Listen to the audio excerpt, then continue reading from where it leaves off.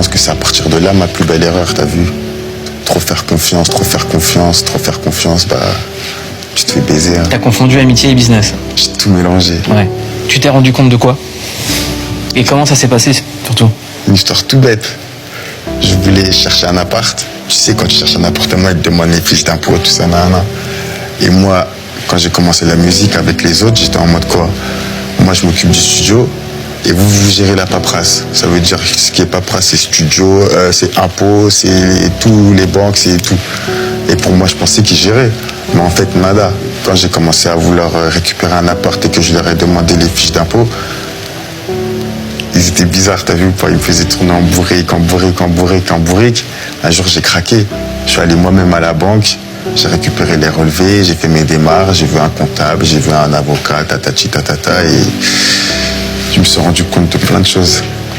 Et tu tombes de haut, ça fait mal au cœur, gros. Je te jure, je souhaite ça à personne, frère. Parce qu'en fait, t'as pas été payé? C'est même pas question de pas être payé, j'ai reçu de l'argent, tu vois, mais déjà, il y a de l'argent qui a été détourné, énormément d'argent. Et il n'y a rien qui a été fait en fait. C'est-à-dire les impôts, les trucs, il y a eu plein de bluffs, des faux contrats, des contrats signés à ma place, t'as capté ou pas? Des RIB qui sont pas les biens, ça veut dire que des sous ils venaient pas sur moi, ils venaient là-bas. Des trucs, voilà, ça fait serré, t'as vu ou pas? Ça veut dire que quand je regarde les contrats, quand je regarde les fiches, quand je regarde ça, je me dis, mais en fait, depuis le début, ils étaient en train de me baiser. Alors que toi, t'étais Nia? Moi, c'était mes gars, moi.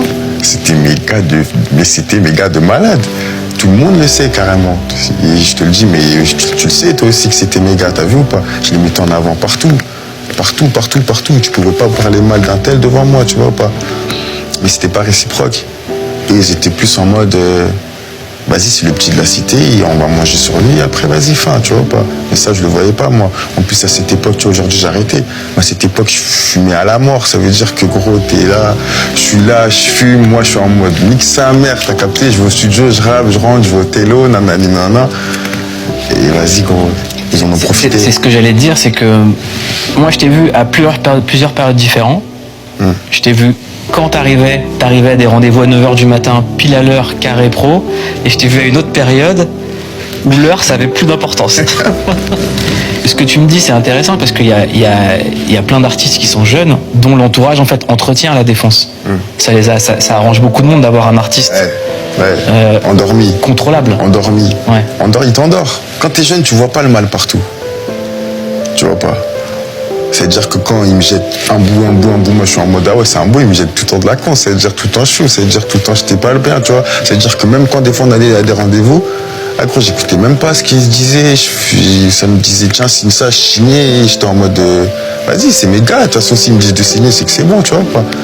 Il y a plein de trucs qu'ils m'ont fait faire que laisse tomber en fait. C'était des barbes, mais ça c'est qu'après que tu t'en rends compte. Et c'est quand tu t'en rends compte que tu te dis, putain. T'en veux plus à eux ou à toi? Je crois que je m'en veux un peu plus à moi, carrément. Ma mère, tout le temps, elle me disait fais attention. Mes amis les plus proches, les uns qui sont là, ils étaient en mode fais attention.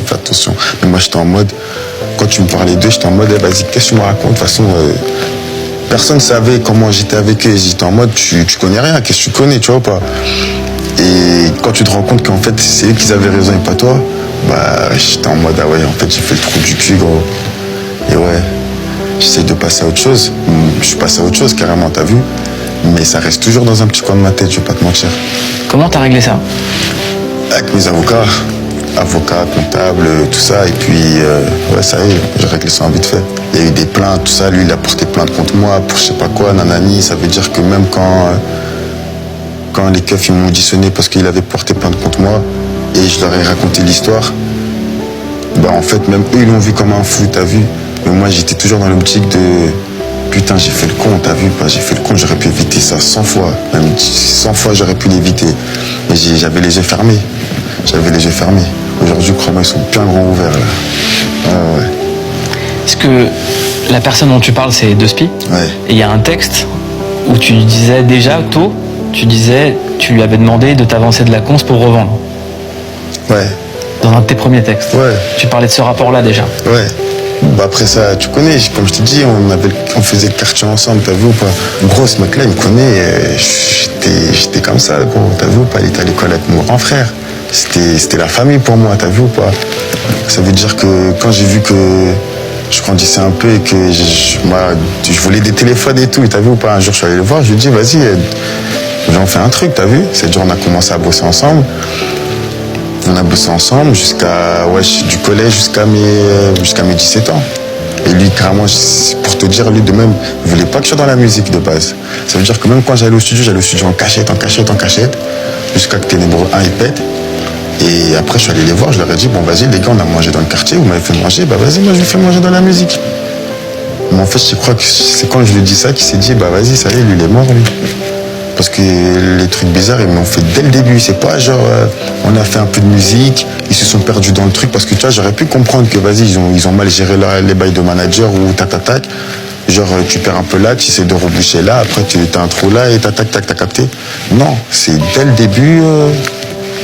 début des barbes. Dès le début. Premier contrat, déjà, je crois même que c'était une barbe. T'as capté, ils m'ont fait signer des trucs de ouf. Après, Dieu merci, je m'en sors trop bien carrément. Je m'en sors trop bien. Aujourd'hui, ça va, tout va bien. Mais il y a une période où j'ai galéré. Ce qui est dingue, c'est que t'es un des seuls artistes, moi je pense que t'es le plus jeune artiste en France à avoir autant de certifications à ton âge. 3 platines à 23 ans. 4 à 23 ans, c'est un record. Donc sur ces 4 platines, t'as pas profité de quoi? De la moitié? Ouais, on va dire ça.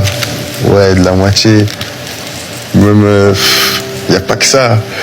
Tu vois, il y a de l'argent des streams, même l'argent des shows, tu vois, ils me faisaient des coups sur les shows.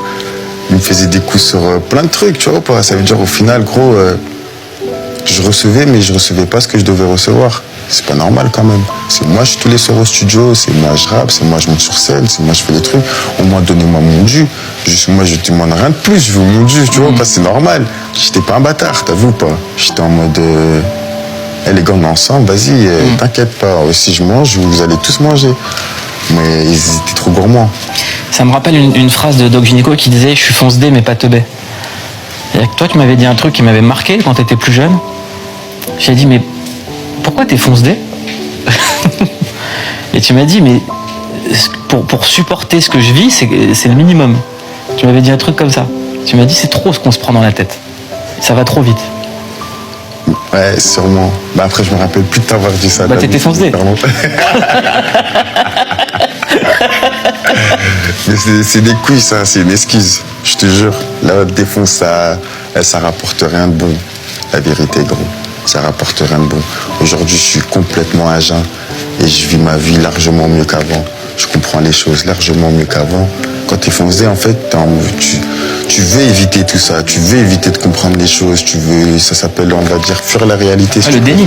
T'as capté?